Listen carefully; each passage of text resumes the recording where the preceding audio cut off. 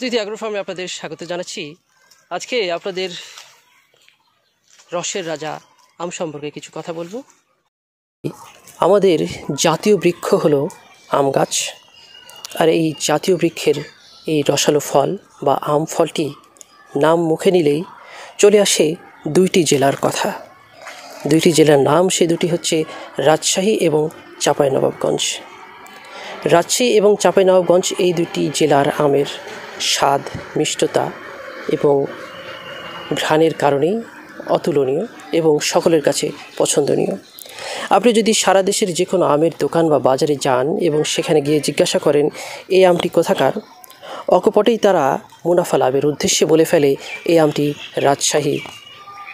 যদিও সেই আমটি হতে পারে নওগাঁ, সাপাহারের, হতে পারে কুষ্টিয়া, বা হতে পারে চুয়াডাঙ্গা বা অন্যান্য যে কোনো জায়গার। অর্থাৎ রাজশাহী এবং চাঁপাইনবাবগঞ্জ আমের জন্য সেরা। ইতিমধ্যে এই অঞ্চলের দুইটি আম জিআই পণ্য হিসেবে স্বীকৃতি লাভ করেছে। একটি হচ্ছে ক্ষীরসাপাত এবং অন্যটি ফজলি।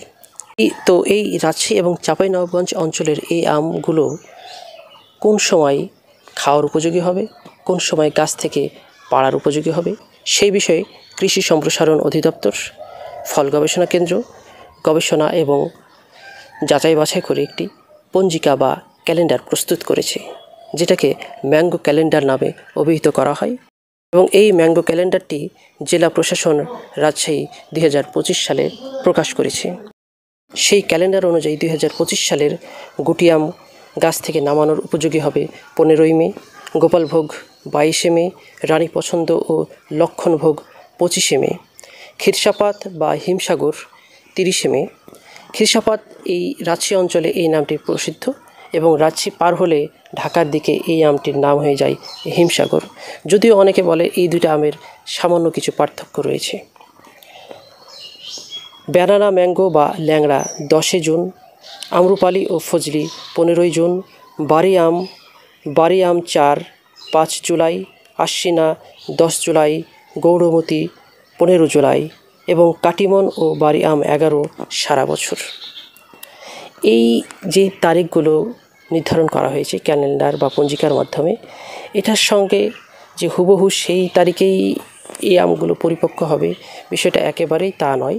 হতে পারে 2টা দিন আগে বা 2টা দিন পরে। কারণ আপনারা দেখবেন একই জাতের 2টা আম গাছ যদি পাশাপাশি থাকে, 2টা আম গাছই একই সাথেই আম নাও ধরতে পারে, একই সাথে মুকুল নাও আসতে পারে। সে কারণে একই সঙ্গে 2টা গাছের আম পরিপক্ক নাও হতে পারে। এই নির্ধারিত তারিখের 2-1 দিন আগে হতে পারে বা 2-1 দিন পরেও হতে পারে। তবে নির্ধারিত তারিখের অবশ্যই অনেক দিন আগে হবে না বা অনেক দিন পরে হবে না। তো আশা করছি আপনারা যারা রাজশাহীর আম বা রাজশাহী ও চাঁপাইনবাবগঞ্জ এই অঞ্চলের আম খেতে চান, বিশেষ করে বছরের এই সময় মধুমাস জ্যৈষ্ঠ মাসের বা এই জ্যৈষ্ঠ মাসের শুরু বা শেষের দিকে, তারা এই ক্যালেন্ডার অনুযায়ী আপনাদের পছন্দের আমগুলো সংগ্রহ করবেন। ওই কিরে মধু মধু রসমালাই। আসলে রাজশাহীর আম রসমালাই চেয়েও সুমিষ্ট, সেটা যারা খেয়েছে তারাই বলতে পারবে। এই প্রতিবেদনটি দেখে অনেকে হয়তো মনে করবেন যে আমি আমের ব্যবসা করি বা আমের একটা অনলাইন বিজনেস প্রমোট করার জন্য এতগুলো কথা বললাম। আসলে আমি আমের কোনো ব্যবসা করি না। আমাদের রাজশাহীর অনেক ভাইরাই করে, বা রাজশাহীর বাইরে যারা অবস্থান করে অনেকেই করে বা করতে পারে, তাদের নিয়ে আমার কোনো কথা নাই। কিন্তু আমার উদ্দেশ্য হচ্ছে যে কি, আপনারা যারা রাজশাহীর বাইরে আম পছন্দ করেন, যারা রাজশাহীর খাঁটি আম বা আসল আম খেতে পছন্দ করেন বা ইচ্ছা পোষণ করেছেন, তারা যাতে সঠিক আমটা সঠিক সময়ে সঠিক জায়গা থেকে নিতে পারেন, সেটা জানানোই আমার উদ্দেশ্য ছিল। আর হ্যাঁ, অনলাইনে অনেকেই আমের বিজ্ঞাপন করে থাকে রাজশাহীর আম বলে, তো সেটা রাজশাহীর আম কিনা সেটা যাচাই বাছাই করে নেবেন, তাহলে সঠিক জায়গার সঠিক পণ্যের সঠিক স্বাদ উপভোগ করতে পারবেন। ধন্যবাদ সবাইকে।